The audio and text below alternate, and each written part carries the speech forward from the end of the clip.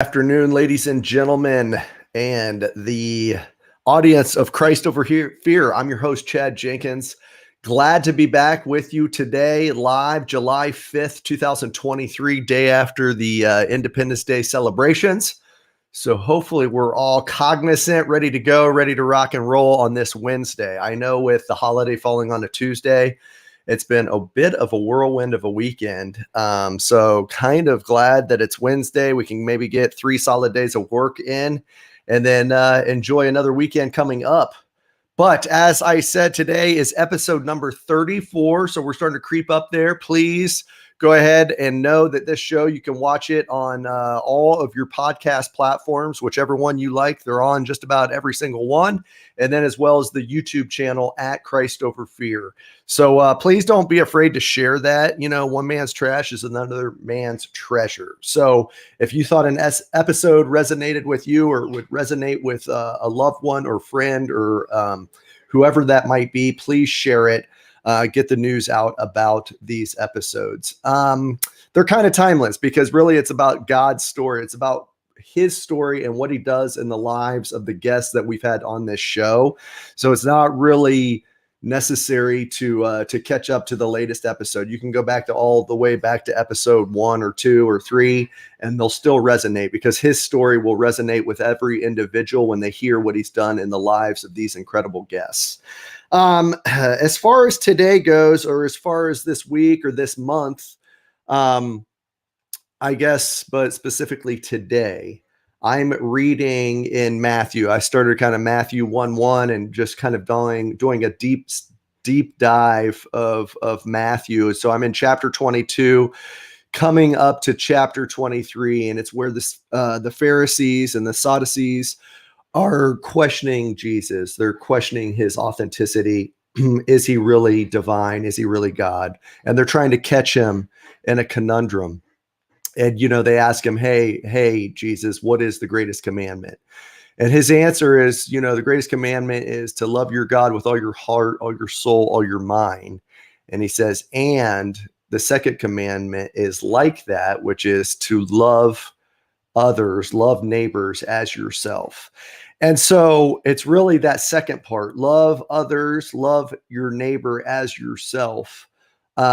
Because the first part of the commandment, or the first commandment to love your God with all your heart, all your soul, all your might. Okay. I can say that's not a difficult one for me. And it's probably not a difficult one for a lot of individuals out there, but it's the love others as yourself. Cause it's easy for me to love God and I do that, but am I loving others? And I'm telling you right now, that's where I'm struggling. Loving others, not finding the faults, the failures, the judgments that I can so quickly attach to someone else. So that's the area that really in Matthew right now, that's really grounded me, humbled me, made me realize, okay, I can study his word. I can read his word. I can pray over his word, but am I living his word? Boy, that's the question we all have to ask. And that's the question I'm asking myself. So I come on here not to say that I got to figure it out, to actually say there's so many flaws in me, so many faults in me. And that's one area that I need to work on, is loving others as myself. Because like I said, I could beat it over the head with it, but am I loving others as much as I'm loving him? And that's the ultimate question I'll be asking myself here in the month of July. All right. Well, tell me what you think of that. Give me some feedback. If you can relate, if you can't relate, if you've been there, what you've done to kind of to help yourself through that, or to help ask the Lord to help you in that area for life. I'd be interested to hear from you all. And now I want to bring it to our guest, Joe Harrison, who is a graduate of the United States Military Academy, class of 2001. So I was a year behind Joe when him and his buddies and classmates were at West Point. He went on after graduation. He's an armor officer in the United States Army, multiple deployments overseas. He's a combat veteran. Also, I want to ask him, because he's a fellow podcast host. Through the Gray is the name of that podcast. He interviews 2001 classmates of his, as well as, I believe, any individual that's kind of tied to the class of 2001. I know he had the superintendent or former superintendent General Chrisman on the show as well. So I'd like to ask him about that, how he got that kick started and how that's going. And then as well, he's really recently retired out of the Army after multiple years, over 20 years in the United States Army. And he really is kind of new in the new exploration of the private sector. He works for Tilson, Director of User Experience. So we'll see what that's all about and ask him about that. And then finally, he does have his Master of Arts degree from Austin Peay University in military history. So we will ask him to tell us some 4th of July Independence Day facts that we did not know. But without further ado, let me bring my man on the show. What is up, Joe? Hey, how you doing? Thank you very much for having me on the show, and I've been looking forward to it. Well, I know we got to talk, not too long ago, well, probably about 6 months ago, about having you as a guest and having you on here. And I love it. I love that you're willing to come on, share your story, whatever that may be. And just, that's what's awesome about the concept of this, is just hearing what God is doing in individuals' lives, what he's done in warriors' lives, like yours. And I know he kind of had you at an early age, would be my guess, but I'll let you take it from there. But with your dad being a preacher, I remember you reaching out, say, hey, I'm a son of a preacher's man. And so just how that played a factor in your faith, and also how that may have helped you or detracted you, or I don't know what it did to get you on the path of being in the military and going to West Point. What did that look like for Joseph Harrison at a young lad age? So to start off, my dad grew up in Southern California, and he went to seminary to be a pastor, but that's not what he did from the get-go. When they moved out of Southern California, my dad, when he was going to college, met my mother, and she was from Northern California near Truly Lake, which is a really small town right on that border near the Lava Beds National Monument. And so they moved up to Southern Oregon, Northern California region, and he got a job as a logger. Very, very dangerous, dropping falling trees and then placing them onto tractor trailer trucks and sending them out to mills. At some point, he moved to the mills. So he has this degree, he has this high education, but the opportunities weren't there for him. And it goes back to that idea that God will give you tools, God will give you opportunities, but they don't always match at the same time. And so he was in that process of working as a lumberjack, and then working within a sawmill, and then eventually as a delivery driver. Again, it makes no sense whatsoever for his skill set that he's doing these things, but he gets this path that God is having him move down, gets him volunteering in scouts. His 3 boys, my older brother, myself, and my younger brother, all get into scouting together. And my dad is enjoying and participating in nature and participating in the local community. And the opportunity comes up in our church to become the pastor, and he has the skill set. And so it goes towards really similar a rhyme for my life, where God will give you skill sets and he'll give you opportunities, but they won't always be at the same times. Man, I like that. And I guess, what did you do in asking him about that? And what did you do in your own life of, I guess, maybe patience? I think patience might be tested when you're given a skill set and the opportunity, but they don't overlap in the time frame. I think sometimes, especially the type of individuals, attracted to the military, who join the military, maybe patience is one of those things that we could all work on. But I guess, what did you do when you look back now, retroactively or retrospectively, I guess, to say, okay, how did I walk through that and wait on his divine timing, not mine? So as a Boy Scout, we worked a lot with the community, and we ended up that 2 or 3 of the assistant scoutmasters that worked with my dad were in the Guard. And so you'd get MREs, they would give us access to, like, here's the kind of backpacks you want, here's the kind of boots you want to wear. I remember, like, we did a 50-mile ruck over the course of a week, and I really kind of looked to these adults within the crew that were just killing it, were able to ruck, live in the woods, enjoy the woods, and thrive. And I'm here as this dumb little 16-year-old, 17-year-old kid.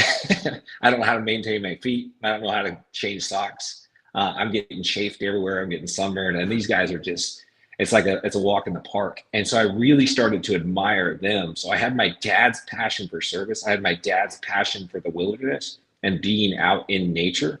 But I really saw I was missing the skill set to do that effectively.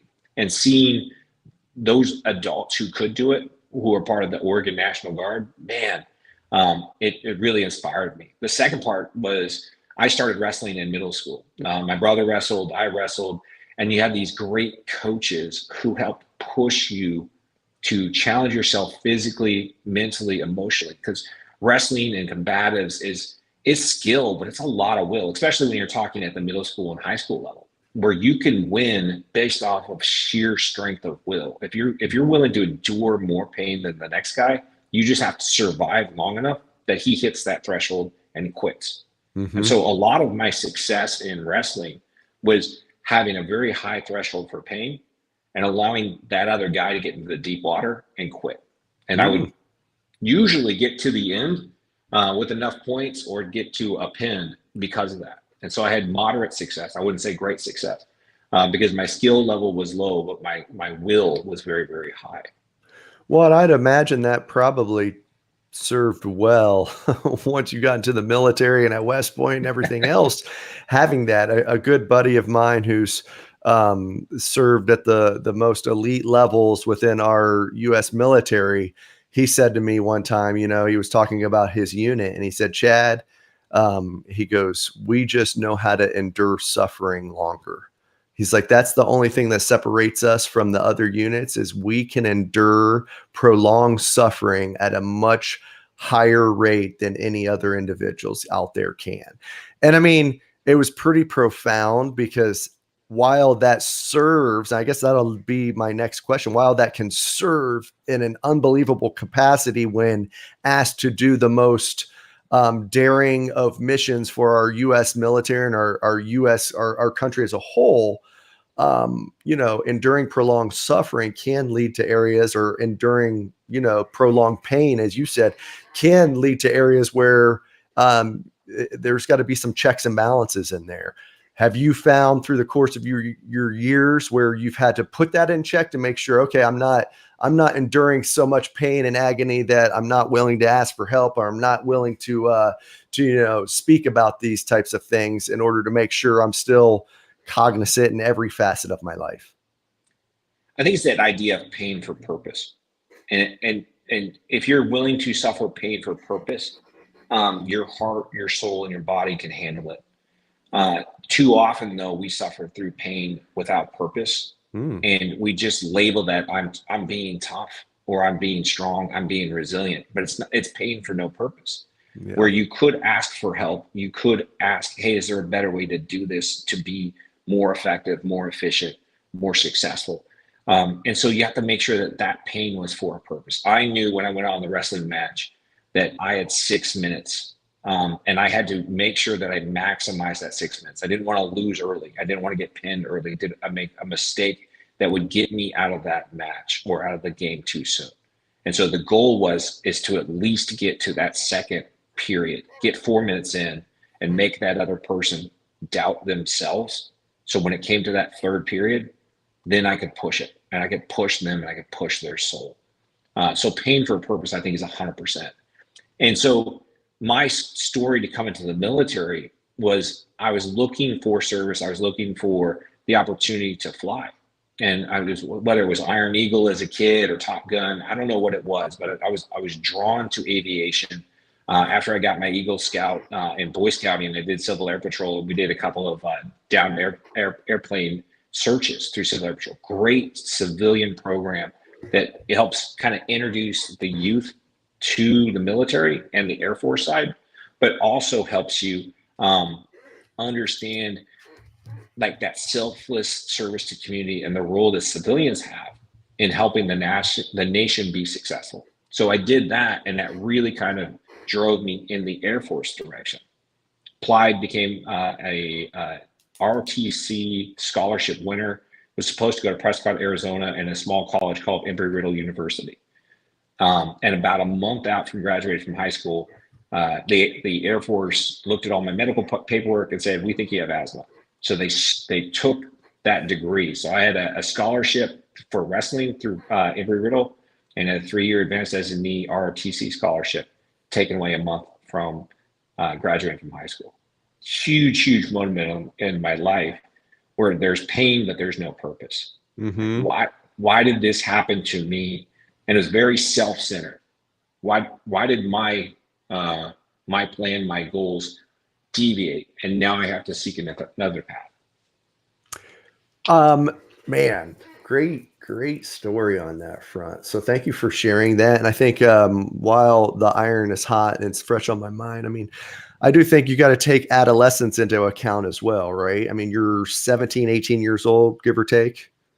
17. 17. Okay. So you're 17 at that time. This is more just from the psychological front. I mean, psychology 101, like a child, an infant and toddler, adolescence, all the way through. Male brain's not fully developed till 25, 26 years old. So at that age, you're still a kid. I mean, let's just say that. And kids are more, introspectively looking. I mean, especially at a newborn, I mean, they have to depend on, that's how their life is. They're dependent upon everyone else. And even through, teenage years, kids can be very self-absorbent. That's just the way they are, created. So I don't think it's unusual that you would be looking self-centered. Why did this happen? How did this, why me, so to speak? I mean, maybe not that grandiose, but from that standpoint. But I guess my question is, when did you recognize that it was a little bit, self-centered? Did you notice it then? Did you have a mentor who pointed it out? Or was it not years later that you're like, okay, I was looking a little bit too introspectively there? It was later.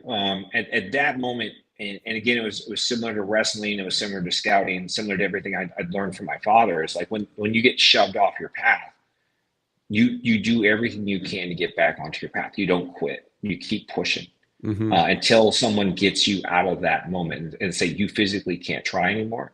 And so you get pinned or the referee blows the whistle and the match is over. You keep fighting. You don't give up. Right. And so I just said, well, all right, well, what's how do I get to the military? How do I serve?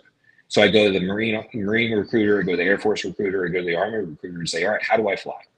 What is the way to get there if I can't do it as an officer in the Air Force? And the Air Force had a general scope of a way, but they couldn't guarantee a path. The Marine Corps said, hey, you're 17. We'll see you in a year. We will only accept 18-year-olds. And then it came down to the Navy. Never, ever interested in the Navy. So I went to the Army, and the Army said, hey, we can guarantee you an MOS. And I went up, I tested out, I did well through the testing, and they guaranteed me a slot as a helicopter mechanic. And they said, if you want to be a helicopter mechanic, the easiest way for you to fly is to be a helicopter mechanic, get your associate's degree, and be a warrant. And so that was my new path. And it actually was a faster path than it would have been if I would have gone through the Air Force ROTC. Right. So there was my purpose, and I was off on an airplane 27 years ago, first weekend of July to Fort Jackson, South Carolina, to be a helicopter mechanic. Man, what a great story. I love that. I can't wait to hear then how you get to West Point after this. But two things. No, I guess just one thing. You threw out Iron Eagle, which is pretty fantastic, man. Chappie.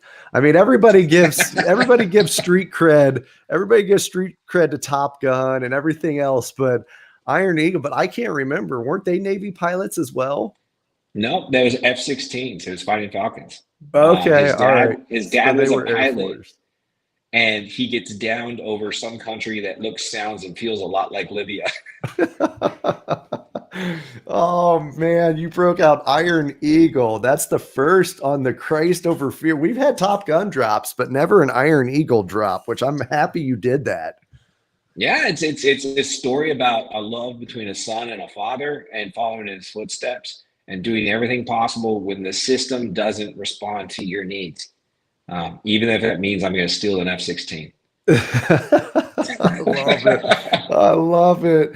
Well, but I mean, just your point on all of just that story thus far, and I guess so. When did you decide, or when did you look and say, "Oh, that was kind of," because I still think it's such a good story from a parenting standpoint. Now, what can you do? I know you have, I believe, lots of kids, right? Six Yeah, kids. okay, I wasn't too far off. I have two kids, but like, these lessons learned of our life, right? I think that's like the biggest impact we can have now is the lessons learned in our life that we can share with our kids to help them. I mean, not to make it where they're, fail proof and won't have their own failures and obstacles that they'll have to do, but I think that's such a valuable lesson that you can share with your kids on even the point of what you said, like, hey, I was being a little bit self-absorbed or, looking too much about me in this scenario, which a child will do that regardless, because that's how they are at that age. But if we can help them along that path, I just think that's huge to be able to use those lessons learned for our next generation. I had a great Sunday school sermon about yes, no, and grow. And it was talking about how does God respond to prayer. And so when I was Hmm. in high school, um, that one resonated with me. And I don't remember the verses. I don't remember exactly the teachings that kind of reinforced that statement. But how God responds to prayer. Yes, no, grow. And Hmm. so, yes, I will do what you've asked for. I will help you out. I will move you in that direction. No, I don't think that's in your best interest. And then the last one, which carried so much weight with me at that time, is grow. I'm not telling you no, but it's not timed right. And Hmm. so, this is how you can grow through this pain, through this struggle, and to get where you think you want to be, but you'll be better armed and you'll be better prepared after this path. And so Hmm. that sermon weighed heavily. I think it was a sophomore or junior in high school when I heard it. And Hmm. so it just kind of resonates to me this day. And I teach it to my boys and my kids is that idea of yes, no, and grow. Don't put yourself out of the game. Don't quit because it may be a grow. God Hmm. has heard your prayer. He's listening. He cares and he loves for you, but it's not now. It's not now that you get to do what you think you want to do. You have to get armed and you have to get tooled up to be prepared for that next step. Man, that's powerful. And I think it also aligns with what you said earlier, like kind of the opening of the show, that he will give you the skill set, but it might not be the timing, right? And that's that period Exactly. of time to grow through that and to trust him and to recognize that he's sharpening and he's perfecting the path ahead. And also not knowing what he's protecting you from or anyone, the individual going through it at that time on that path. So, man, I love how you circle that around and how that next piece kind of tied into your original piece, which is huge. I want to go into though, and maybe you can share with. It seems like you had flying ambitions. Um, what that route looked like, how you then became a cadet at West Point from Army helicopter mechanic and an armor officer rather than an aviation officer. So I'd like to hear those fronts on the next kind of phase, if you don't mind. So my first unit was actually the VIP detachment in support of West Point. So I go through basic training, I go through AAT. I do well at both, and the Army doesn't really care. It's needs of the Army. So at that time, the UH-1H helicopter was only in VIP units and in OPFOR units. So you're looking at Fort Hood, Japan, West Point, NTC, JRTC, because the Hueys were replicating Soviet aircraft. So I was lucky enough that I went to Stewart Army Airfield, which is just south of West Point, in support of that VIP mission and also in support of the jump team. Mm-hmm. I had a great NCO, Staff Sergeant Jim Frazier.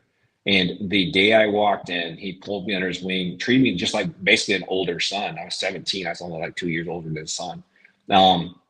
Taking me to church and helping to coach, teach, mentor me, give me opportunities, helping me to collect out of school. And so as a crew chief, but also as a junior soldier in support of Jim and then our warrants there at that detachment, I really got to see what it's like to be in aviation and it didn't kill the bug, but I started seeing kind of cracks in it. Mm-hmm. The thump, thump, thump of a Huey on that helicopter blade to this day will send me into a deep REM sleep. And I found out it was very, very hard for me as a crew chief flying in that helicopter to stay awake. I had to stand, I didn't move around, I was constantly scanning. There was just something about the drum of the helicopter that would put me to sleep. And where were you? Where were you inside the Huey as a crew chief? I mean, right, like on a gunner side door. Yeah, or? very, very similar to the same location in a Black Hawk or Okay. So you'd be behind either the pilot or the co-pilot, looking out parallel to the aircraft. Yeah. All right. And what? Because it's only 2 blades, right, on the Huey. Yeah. Yeah. So is that deep thump, man? Just put you to sleep. It made you sleepy. Like nothing. And so that's awesome. Then when I went to West Point, so I applied. Major Brandon, who was the regular Army recruiter for West Point, was a pilot, and he flew to maintain his hours through our aviation detachment. Mm-hmm. And long story short, he helped me navigate the system after talking to me on the side of a helicopter in Lakehurst, New Jersey, eating a hero. And he's like, "What's your plan?" I want to be a warrant officer. I want to do this. I want to do that. And Jim and Roy Capo, one of our other pilots, great man there too as well. All of them God-fearing, very great Christians. Next thing I know, I'm walking into West Point in 1997.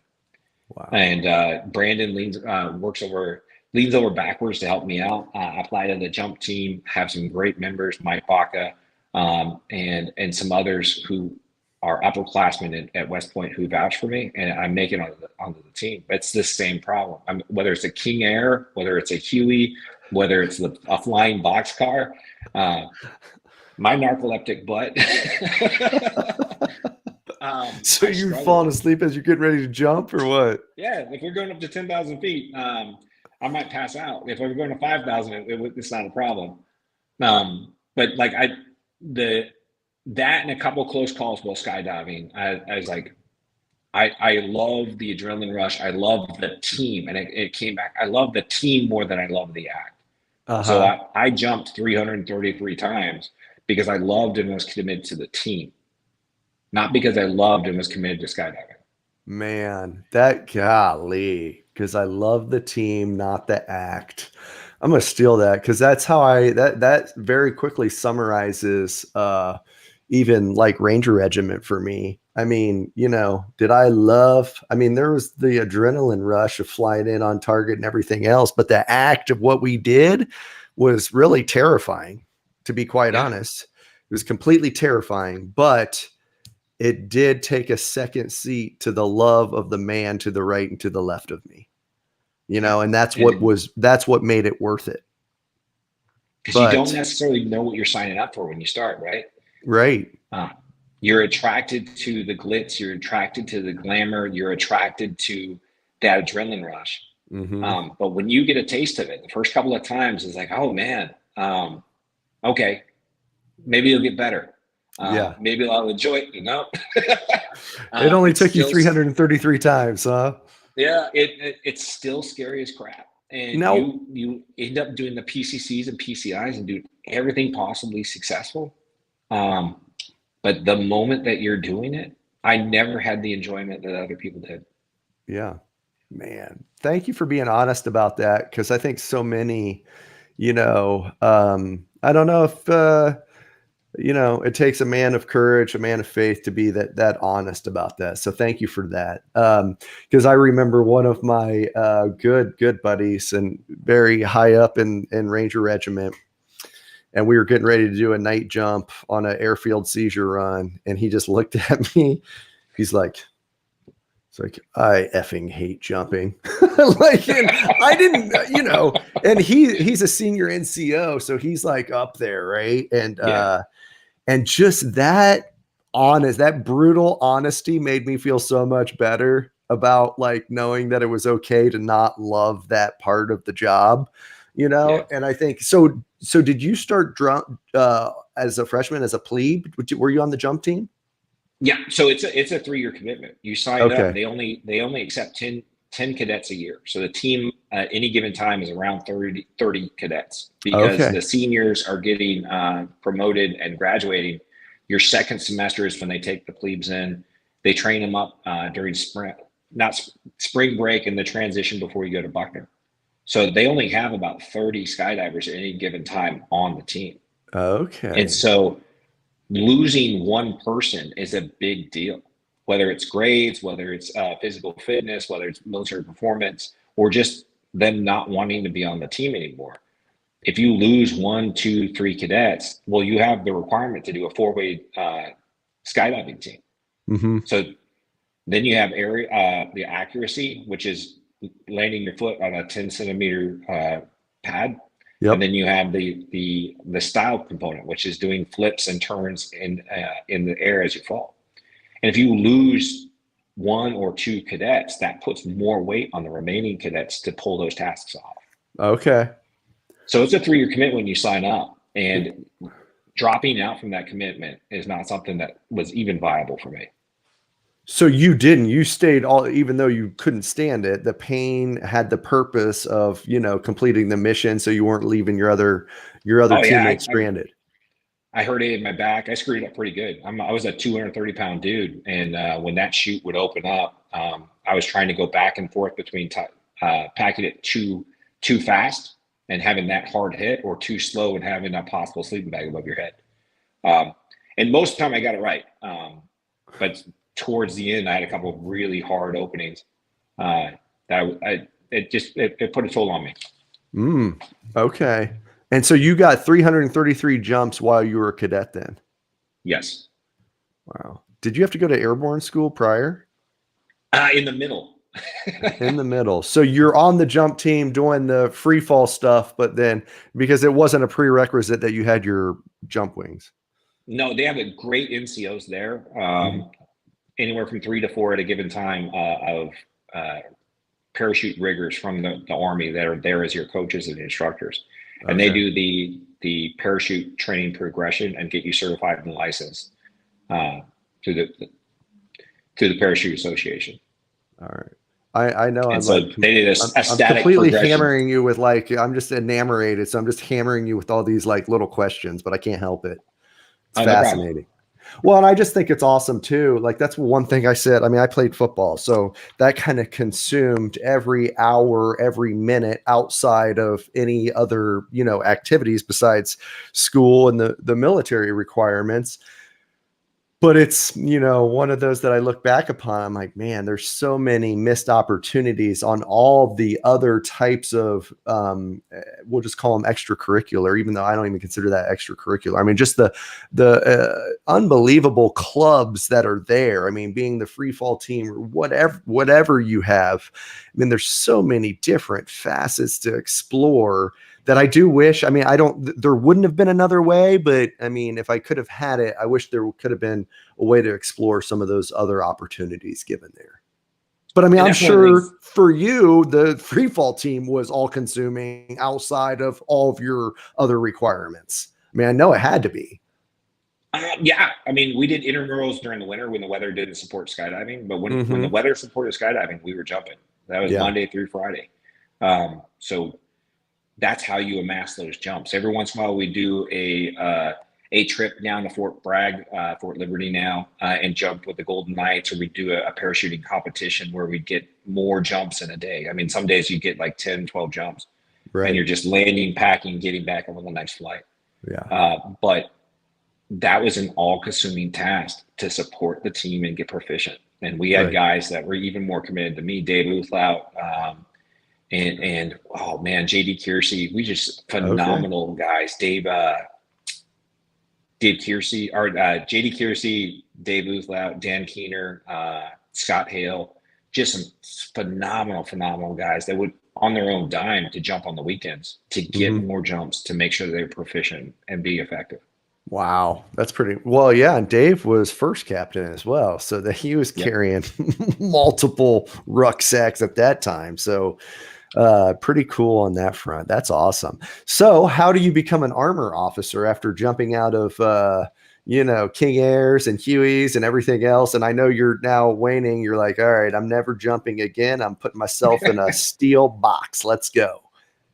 CTLT. And Okay. so Buckner was a great introduction to armor. They send you down to Knox, but they put you in the back of a Bradley. It's like an infantry guy decided, let's make the armor experience as difficult as possible. And you hear it when you talk to my classmates, is like bouncing the back around at Knox in the back of a Bradley in high heat, high humidity as a dismount made a lot of guys question whether they wanted to be Right. armor officers or even mechanized infantry. And I think that was some light guy saying, hey, I want to get as many quality guys going to 82nd or 101st. But then I went to CTLT with the 101st, and I remember doing a field training exercise with their aviators, and I was in support of a FARP lieutenant. We did a flight down to Savannah, did everything that was cool about aviation, and they showed me the best of the best of the best of that they could do.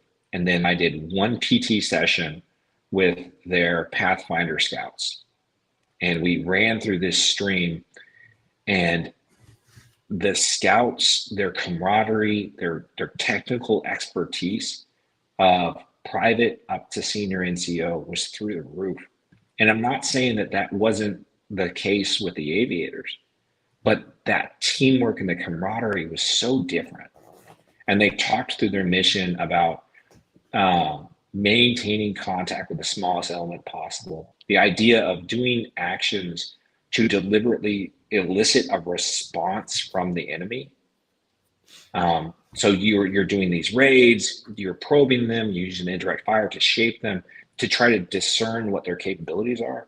That one day with those Pathfinders, man, that just fired me up in a way that all of my reticence and concerns about aviation were validated. It's like, man, that there's another world out there that I'm not seeing. And it's just as exciting, it's just as important, and it's just as powerful. But I locked my eyes too much on this end state of flying, and I forgot to look left and right what else was out there. Yeah. Nice. And I mean, I guess so the Pathfinder unit there at 101st, was that they were an armor unit, or what were they? They Infantry? were actually, back in the day, they were long range reconnaissance. Ah, okay. And so they were light infantry guys with a Pathfinder badge and long range reconnaissance training in support of that brigade. But the more I peeled back the onion and I saw reconnaissance and armor and that branch, that opened up more opportunities than the infantry world did. The other part was, again, my back was so destroyed from parachuting. I was very concerned about my ability to kind of have a long career as a light infantry officer. Could I physically handle that? All right, so that's kind of what you were deciding between when you were at Westman. Am I going to go infantry or am I going to go armor on that front? So you ultimately decide armor. Yeah, and then that kind of drove that path. I ended up going to Fort Riley, Kansas, 3rd Brigade 180, the Bulldog Brigade, and that led me down the path to go into OAF1. So I had a rotation at JRTC when I first showed up, and then I had a second rotation. So JRTC, Fort Polk, Louisiana, Joint Readiness Training Center.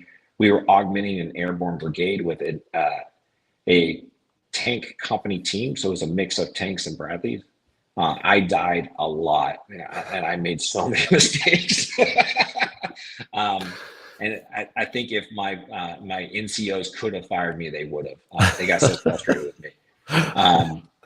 But then that learning curve, it goes back to kind of the way I keep seeing God in my life, is this idea of humbling me and then offering me tools to have success in the future. And he really humbled me at JRTC. I made so many mistakes as a young lieutenant, getting frustrated and trying to overcorrect what my NCOs, what their jobs were, and not doing what my job and my task was. And so it's that, what's my lane and how do I do it? How do I do it right? And then I can influence and coach, teach, mentor my NCOs and my soldiers, but I can't do it for them.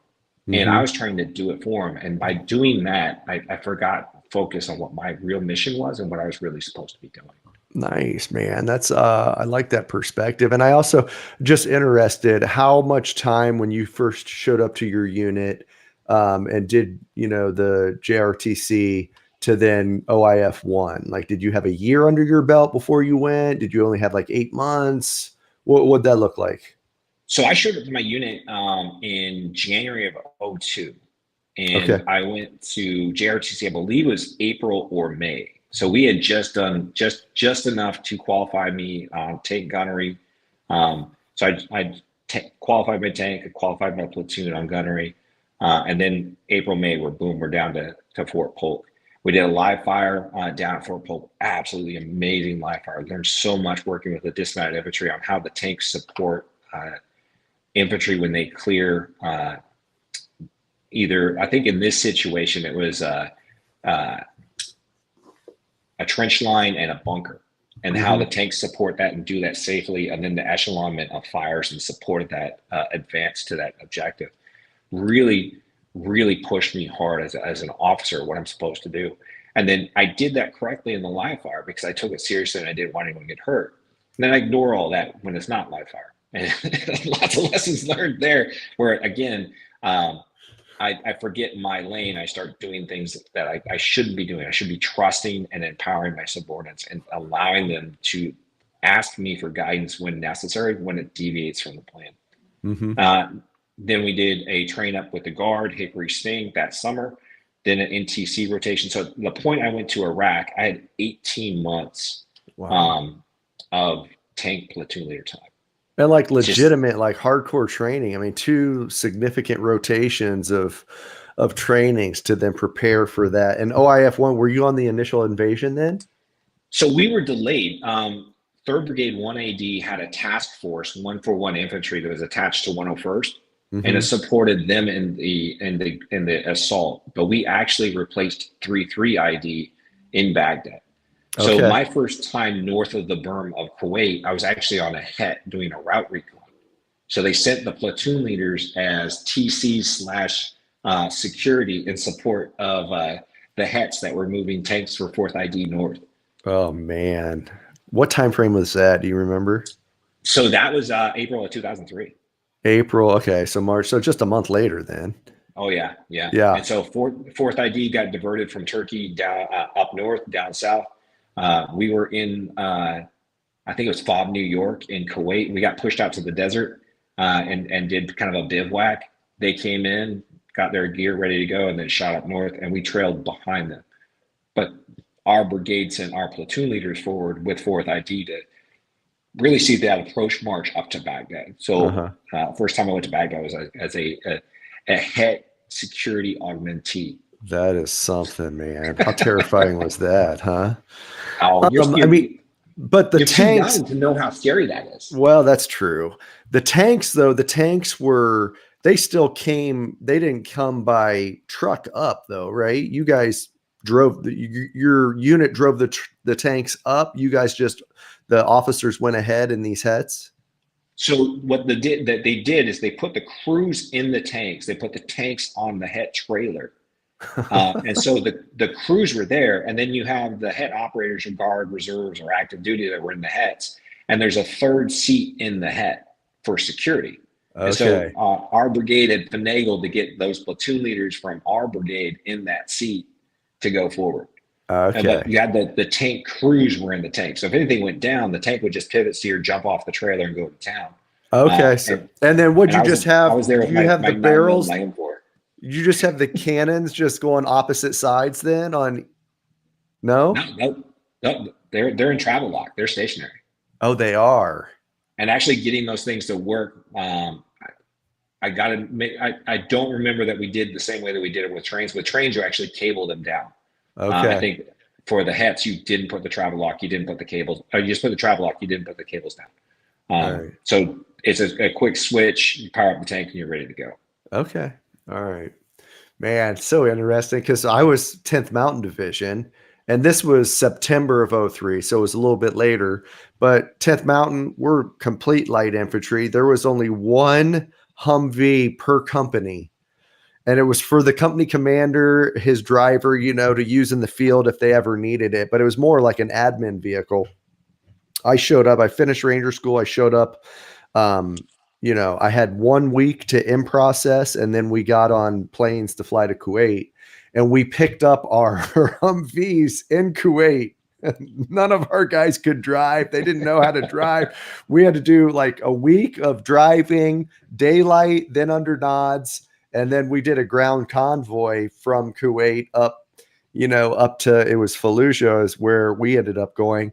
But I mean, same thing. It sounds like, I mean, just you look back at it. I look back at it now. I'm like, golly. I mean, even then I was looking at it, but a little bit too young and naive and stupid and hard headed to, you know, let all those thoughts creep in. And you just don't have the bandwidth, the time to think about all those, you know, those things. But the one thing is, I'll never forget it. My platoon sergeant, he's like, get rid of those doors. That'll just cause more shrapnel.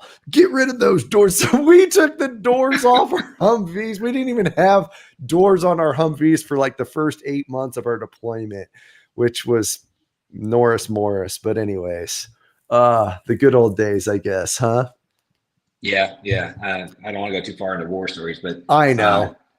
that it was similar with us. It's that our mentality for OIF1 was to be prickly and to be aggressive and to make contact first and on our terms. And we had tried to apply we tried to apply that into OIF3 after Darwin had already taken effect and all the dumb insurgents were gone.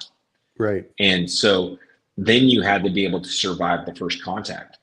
And that mentality that they're going to get the first punch and you have to be prepared to react to that is a different mentality. And you have to train that with your soldiers. And so the idea of being prickly and being aggressive and searching actively to find an insurgent in OIF1 as a leader wasn't that hard to teach.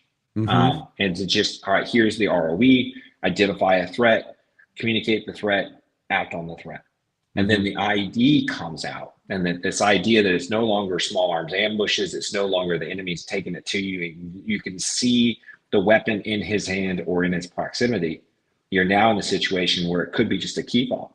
Right. And the IED is buried and they're going to get that first strike on you. And how do you change that mentality for your soldiers to allow someone to take that hit? Now you're going to mitigate that. You're going to drive smart. You're going to maneuver smart. You're going to address different areas within the city differently and be deliberate at how you move through them.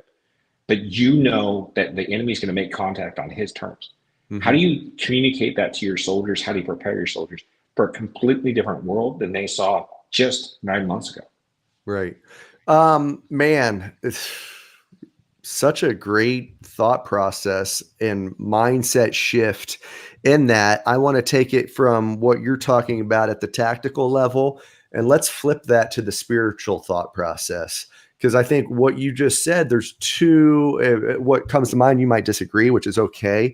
But I guess I'm asking you from your opinion standpoint. I think there's times when I think about that now spiritually, there's times for us to be maybe OIF1 mentality and to be forward leaning and aggressive in our spiritual walk and aggressive on, you know, how we defeat the enemy. And then there's that OIF3 mindset that needs to come to mind. Okay, how do we react to a situation where the enemy's coming at us and we have to maneuver ourselves and to prepare ourselves and to place our armor and to walk the certain way that we walk in order to mitigate that.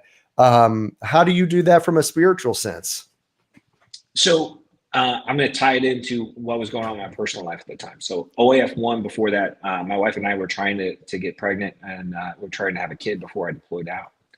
And we had 2 miscarriages, lost our first 2 kids, one of them pretty far into the first trimester. And we were lucky enough that the third time that we got pregnant, right before I deployed, it stuck.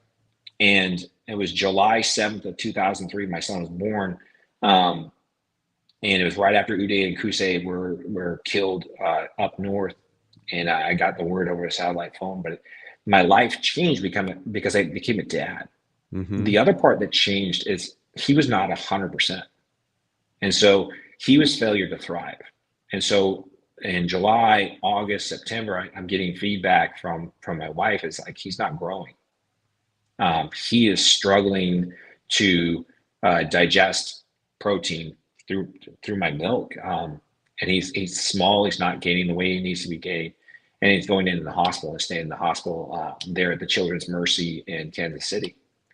And so you're having that struggle at the time, which is I'm focusing on taking care of the immediate task, which is my soldiers here forward in Iraq, and this threat that is evolving. We were doing EOD escort. We were doing taking IEDs off the roads. We were doing counter mortar, counter rocket, protecting our force from the threat that the insurgency had, which went from a direct fire ambush threat to really kind of that indirect threat of IEDs and mortars and rockets against our FOBs or against our convoys. And so that was consuming my brain, but my heart was being devoured by what's going on with my wife and my son.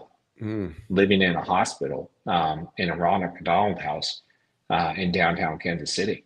And so when you talk through that idea that leaning forward or leaning back, I was doing both. I was trusting God that he would let my wife handle that fight and give her the tools and the support necessary back home. And I was leaning forward into the fight in Iraq, because not that I was the only one that could do that, but it was the only thing I could do to address that threat there. Because if I went home, I would be just as powerless as I was in Iraq. Because we would be at the whims and the capabilities of the doctors. And so I would be there holding my wife, supporting my wife, comforting my wife, but not changing the situation for my son. Very, very difficult moment. Oh, that had to be, I mean, it had to be just unbelievable, torn heart for you, because of what you also said, as far as, you know, it's not even the act that you necessarily miss, but it's the team. And so you're being pulled away from the team of teams, your son and your wife, yet you're also with the team of teams, your men to your right and left. And the way you just beautifully illustrated that, I mean, I can't imagine, but I can only ask, I mean, what was your leaning on him during that time frame of just trying to collect, you know, any bit of peace or comfort, knowing you were making the proper decision at that time?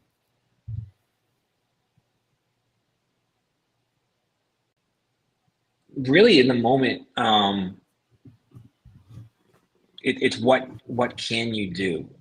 And so you just kind of like, you plead with God, you pray, what's the best path? And I had the opportunity to go home on emergency leave to hold my son. There's actually a really nice article that Kansas City Star did about it when I went home.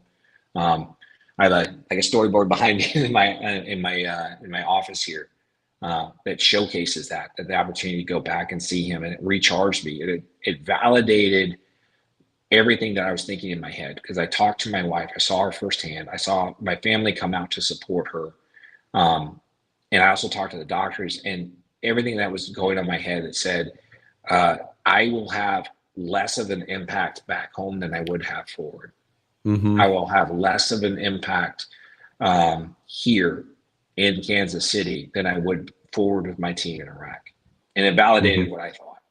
And so just having that short break to touch base, to go home, I just thank my chain of command, I thank my boss, and I thank the Lord for giving me that opportunity to come back, be recharged, and know that the fight that I needed to fight was forward and not at home. And my wife and her support structure had that fight in the rear. Man. And I guess how did that, that situation, I mean, how does that build your faith in him today or moving forward or in the years to come? Because I would imagine that is one of the most difficult and challenging decisions and circumstances to be in. How did that play a factor in your faith moving forward?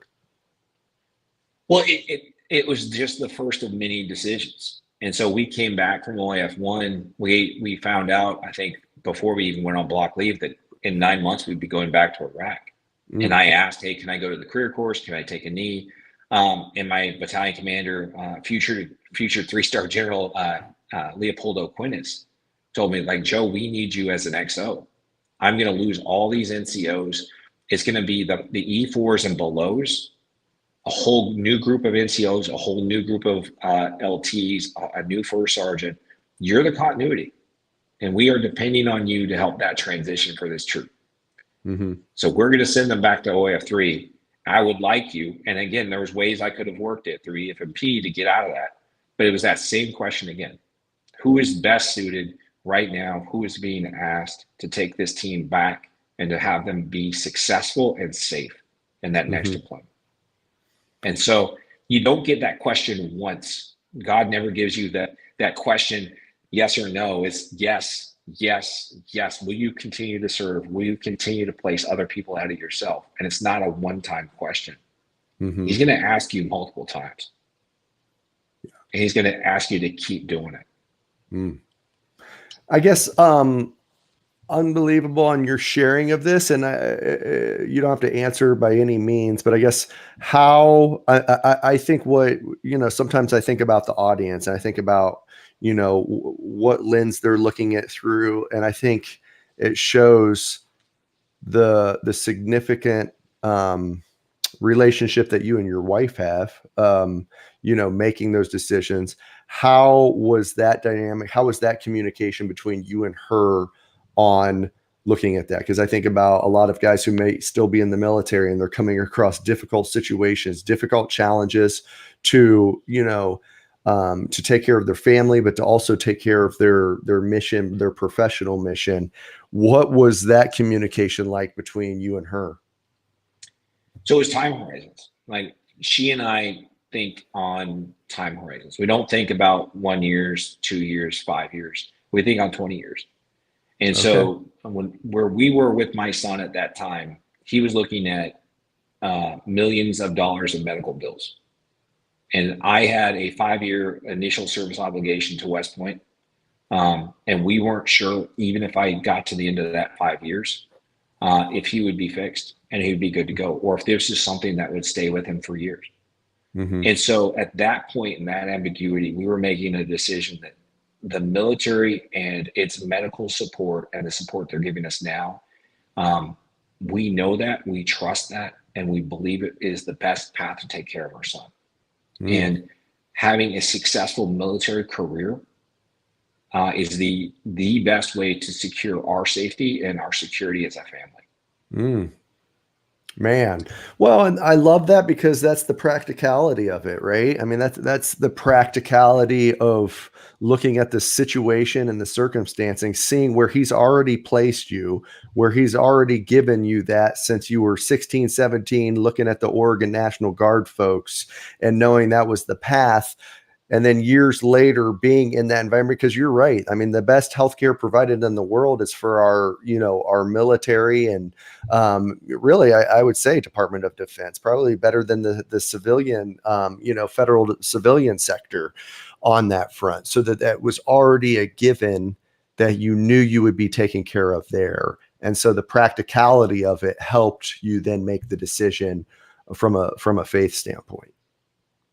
It did, and it came back to that question is, if I took a knee and once you start closing doors, once you start turning down opportunities, what's left? And so if I had chosen to go another route, I didn't know what my opportunities would have been and where I could have gone.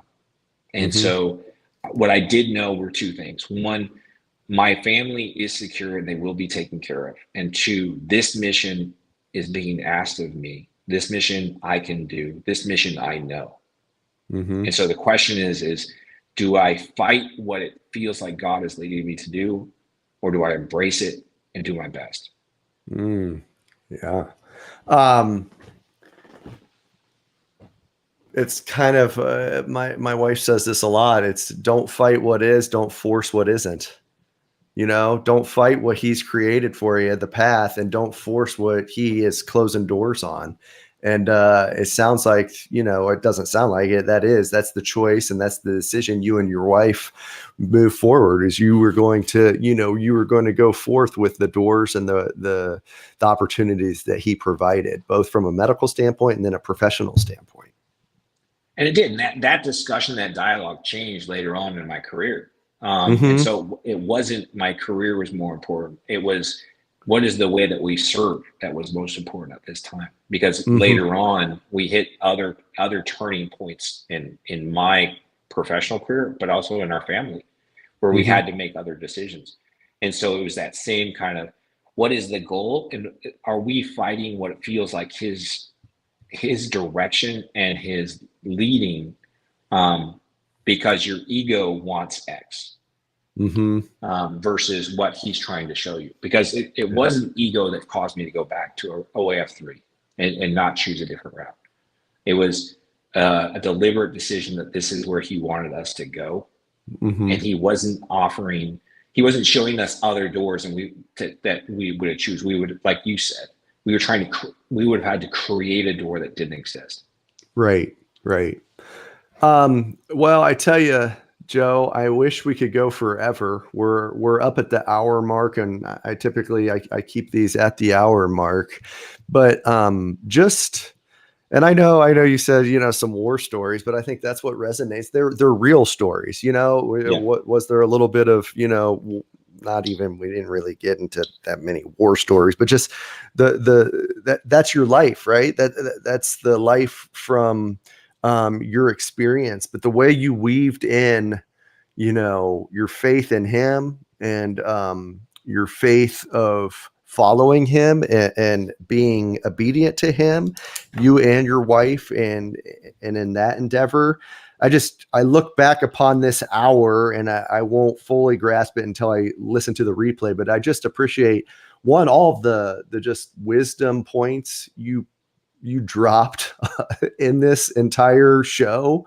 It's just filled with them, and your humility and your honesty of sharing that. So I thank you for coming on today, because it's been special for me to hear your story and to hear what he has done in your life and what he'll continue to do in your life. So thank you.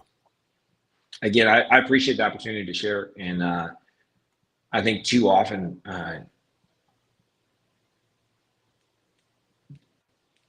we forget how powerful of a force God can be in our lives. And just relying on him, and not blindly having faith, but having informed faith that this is a path that he has chosen for me. And so you may not know why, but trusting in him and following that path and committing yourself to that path.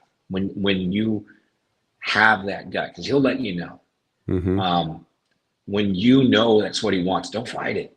Embrace it and push into it. And it has worked extremely well for my wife and I, to have faith during those hard points, when we question our faith, or when we question, is this what we're supposed to do? And that's just what we talk about today, is just a small part of our walk and our journey with Christ. And he constantly challenges us. He constantly asks us to do difficult things. But every time he asks us, he gives us the tools, and he gives us the opportunities to be successful, and then rewards us with amazing feedback through our relationships with him and other human beings. So those challenges always come with new opportunities and great rewards. Well, like I said, man, you continue to just drop some golden nuggets for us all out there. So thank you for that. I can't wait to just re-listen, to absorb all of it as well. Because sometimes in the interview process, as I'm sure you're aware on through the gray, and we didn't even get to really talk about that, but just, being able to look back at it and really glean from your story and the wisdom he has given you, because that ultimately obviously comes from him. So I thank you for it, and continue to fight the good fight, man. Hey, I appreciate it very much. Thank you very much. All right. Have a good one. See ya. You too.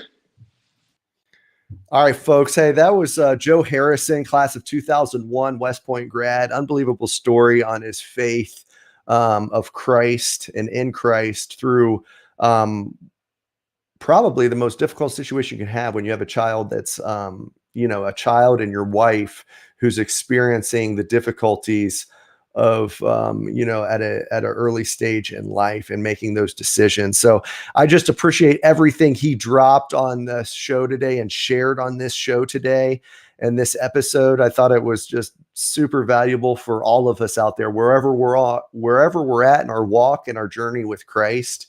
And so, like I said, I can't wait to go back and listen to it. As always, I will hang this episode 34 today, on the podcast players. So it'll be on Apple and iTunes and Spotify and all that later today. You'll be able to check out episode 34 with Joseph Harrison. But until next time, and until next month, the first Wednesday of August, continue to fight the good fight. Thanks. Bye.